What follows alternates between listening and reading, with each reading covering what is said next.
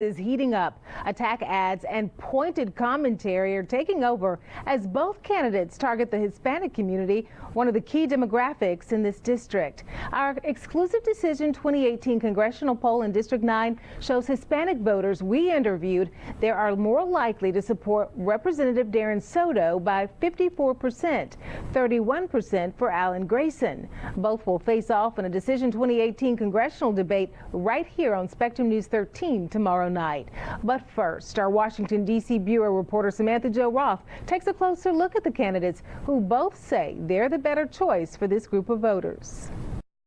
I led the charge to make sure that water and food wasn't denied to the island. Puerto Rico does need a champion, and when I was in Congress, I was that champion.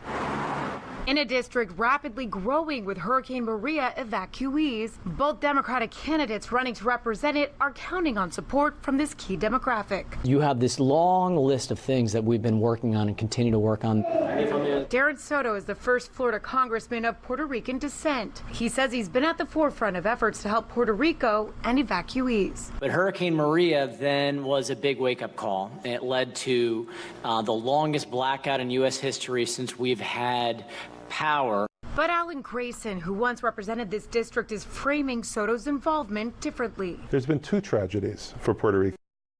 One is the hurricane, and the other is the failure of certain leaders to do anything to make lives better. Grayson says Soto could have done more in the aftermath of Hurricane Maria to secure federal funding. It took much longer for Congress, where Darren serves, to vote for aid for Puerto Rico than it did for Texas or for Florida.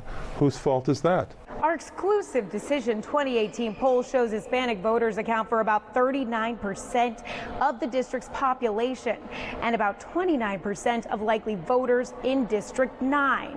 Now, if this key demographic resonates with Grayson's impeach Trump rhetoric more than they resonate with Soto's work that he's done for hurricane victims and Puerto Rico, Grayson could move on to the November election.